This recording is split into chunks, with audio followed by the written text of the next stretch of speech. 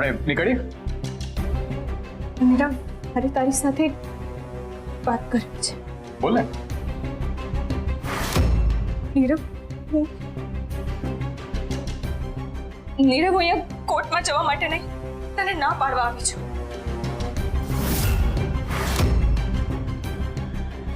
હર્ષ, હવે મને આશરો થયો. તમારી અવાજ છે. શું થયું ઐશ્વર્યા? કાલ સુધી તો લગ્ન માટે તું રેડી હતી અને અચાનક સંસ્કૃતિએ કંઈ કહ્યું? ના નીરવ, કોઈ સાથે કોઈ વાત નથી કરી. ઓ નીરવ,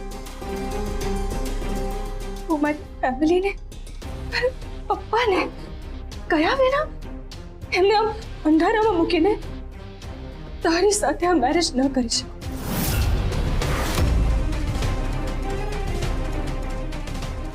નીરવ, તને નથી ખબર, મારા પપ્પાએ મારા લગ્ન માટે કેટલા સપના જોયા છે.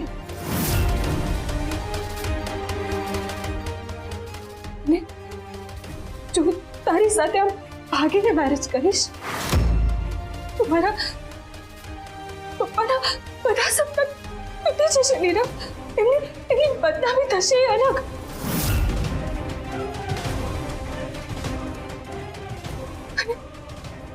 કોઈને મોઢું દેખાડવાને લાયક થઈ રહે.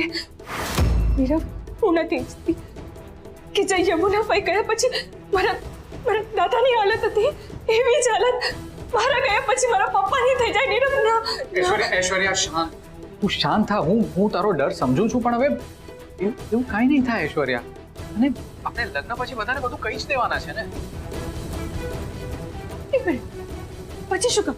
જો તું મને લઈને આટલો જ શ્યોર હોય ને નીરવ, તો ચાલ ને, હમણાં ચાલ મારી સાથે ને કહી દે પપ્પાને, અને પછી હું તારી સાથે કોર્ટ મેરેજ કરી લઈશ. હા, એક મિનિટ ઐશ્વર્યા, તું મારી વાત કેમ નથી સમજી રહી? નીરવ, તું મારી વાત નથી સમજી રહી. આટલા દિવસથી હું તને પૂછું છું, શું કામ તને ઉતાવળ છે? કઈ વાતની આટલી ઉતાવળ છે? તું મને કહેતો કેમ નથી? તને કઈ વાતની આટલી ઉતાવળ છે નીરવ? મને ડર છે. શેનો? એ બધું હું તને પછી કહીશ. તું અત્યારે એ બધી વાતમાં નહીં પડ. અંદર લોયર આપણી રાહ જોતા હશે. ચાલ. નહીં નીરવ. તો ઐશ્વર્યા, હું તને ફોર્સ નથી કરતો, પણ પ્લીઝ એકવાર વિચારી લે. એ વિચારી લીધું છે નીરવ. મારો જવાબ આજ છે ને આજ રહેશે. પપ્પાને કીધા વગર નહીં. તું જાણવા માંગે છે ને મને કઈ વાતનો ડર છે? ફાઇન, કહું તને. સંસ્કૃતિ. મને સંસ્કૃતિનો ડર છે. એ તારી નજરમાં મને ખરાબ ચિત્ર છે Aishwarya. Aishwarya, why don't you understand? એ આપણું રિલેશન તોડવાનો પ્રયત્ન કરી રહી છે. ઐશ્વર્યા, હું તને ગુમાવવા નથી માંગતો. નીરવ, આટલા વખતથી તું મને આટલું જ ઓળખી શક્યો? નીરવ, તું મારા પર વિશ્વાસ શું કામ નથી કરતો? Trust me Nirav.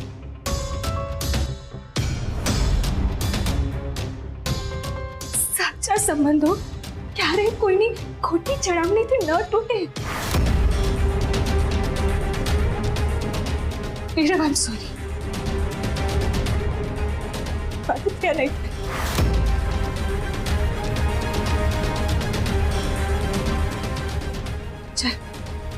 ચાલ મગર.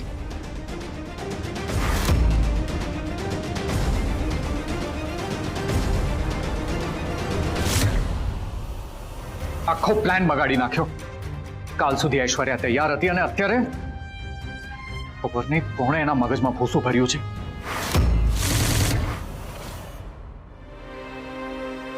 તમારો ખૂબ ખૂબ આભાર દ્વારકાધીશ.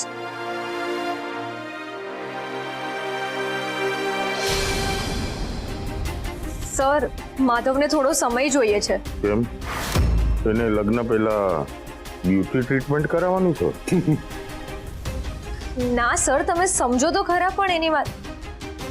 એટલે માધવની વાત ખોટી નથી. એ મનથી પહેલા એક દિશામાં જવા માંગે છે ને હોત તો મેં પણ આ જ કર્યું હોત.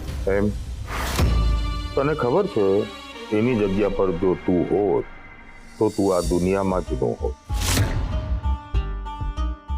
અને બીજી વાત, તને પૈસા હું તારી માટે આપું છું. માધવની વકાલત મારી સામે આવીને કરવા નહીં. એટલે મારું કીધેલું કામ થવું જોઈએ એટલે થવું જ જોઈએ. પણ સર તમે સમજો તો ખરા, એની ઈચ્છા ન હોય તો એની પર દબાણ કેવી રીતે મૂકું?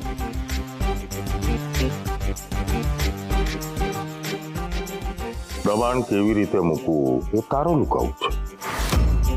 તું તારા સ્ત્રીત્વનો ઉપયોગ કર, તારા ચામનો ઉપયોગ કર, કે પછી તારી સુંદરતાનો ઉપયોગ કર. મારું તો બસ એટલું જ કહેવું છે, માધવના મોઢે લગ્ન માટે હા હોવું જોઈએ. ને હા પડાવવા માટે તું હસ, રડ, કે પછી માધવને હસાવ કે રડાવ, પણ એના મોઢે લગ્ન માટે હા પડાવ. પણ તે છતાં એને ના પાડી તો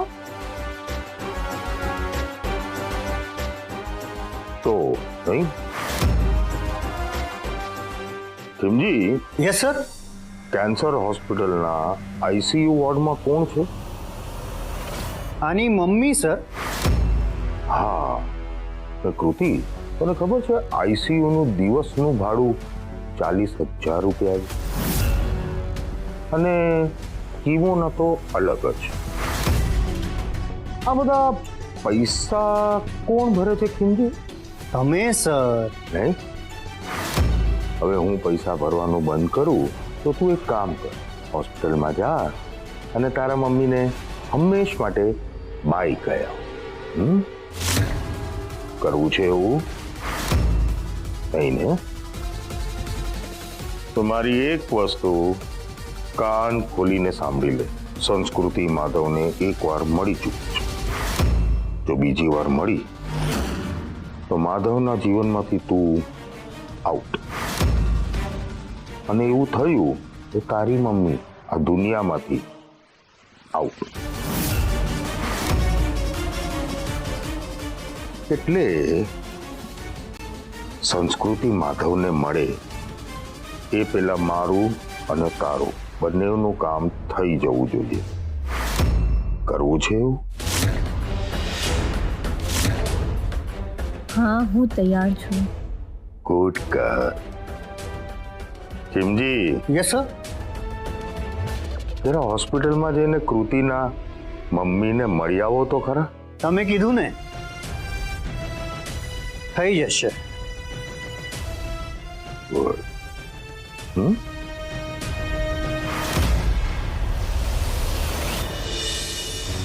મારો તો જીવ જ અત્યારે આવી ગયો હતો.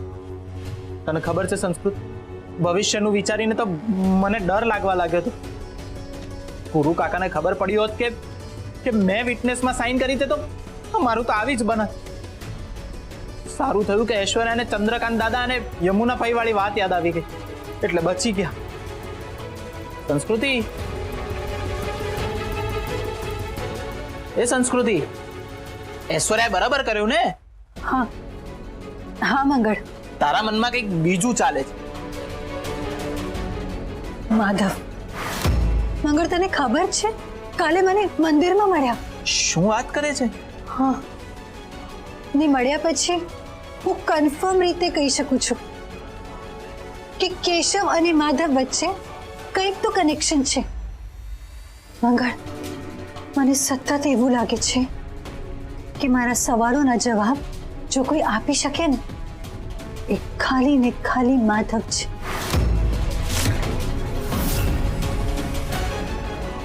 મારે માધવને મળવું છે. કંઈ પણ થઈ જાય, મારે માધવને મળવું છે.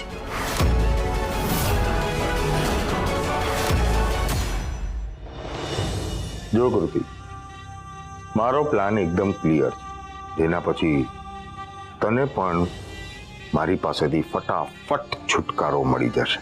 હું કંઈ સમજી નહીં સર. સમજાવું ને, હું છું ને, હંમેશાની જેમ સમજાવીશ તને. તારા ને માધવના લગ્ન થશે, બરાબર? તારા ને માધવના લગ્ન ક્યારે થશે? ક્યારે થશે? આજે. અરે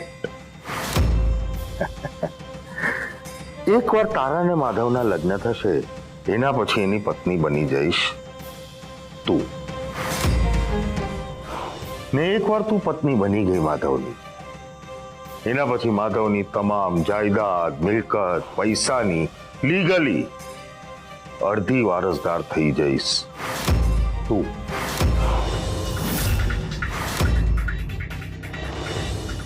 ને લગ્ન પછી જનરલી બધા કપલ ક્યાં જાય?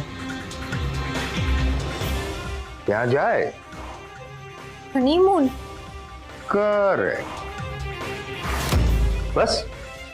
તો તમારે પણ હનીમૂન પર જવાનું ને હું છું ને, હું મોકલીશ તમને હનીમૂન ઉપર. બસ એકવાર તમે હનીમૂન ઉપર જાઓ એટલે માધવનો અધ્યાય પૂરો. પૂરો એટલે? કહું ને તને, પૂરો એટલે કેશવ અને માધવની વાર્તાનો ધી એન્ડ.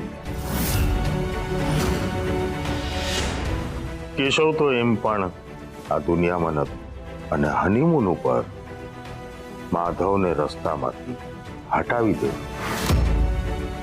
અને મારી માટે માધવને રસ્તામાંથી હટાવીશ તું.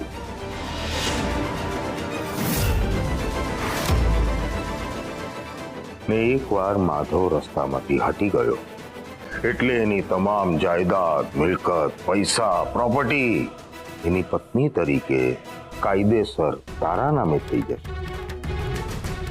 ને તારા નામે થઈ જાય એના પછી તું બધું મારા નામે જ કરી દઈશ, નહીં? હા? બસ તો પછી હવે જીવનમાં શું છે? Happy ending. આને કહેવાય ધી એન્ડ. તો ચાલો કામે લાગી જાઓ, કારણ કે ખીમજી છે ને હમણાં મેરેજ રજિસ્ટ્રારને લઈને આવતો જ હતો અને આ કામમાં મોડું થાય એ મને નહીં ગમે. Is that clear?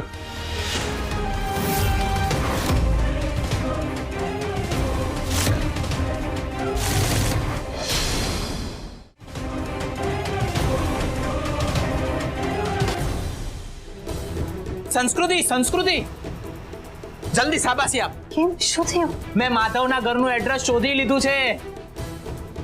વોટ મંગલ? કેવી રીતે? સોશિયલ મીડિયા પરથી થોડા ખાકા ખોળા કરે કે એનું એડ્રેસ મળી ગયું. ને આમ પણ ગુજરાતમાં માધવ આચાર્યને કોણ નથી ઓળખતું? માધવ, મારું એક જ સપનું હતું ને એક જ ઈચ્છા હતી કે હું તને પામું. તે જ્યારે તારો એક્સિડન્ટ થયો ને તે હું અડધી મરી ગઈ હતી, પણ ભગવાને મારી વાત સાંભળી ને તને બચાવીને મારી બાકીની જિંદગી સુધારી દીધી. સંસ્કૃતિ, મારી વાત તો સાંભળો. ના, આજે તું મારી વાત સાંભળ.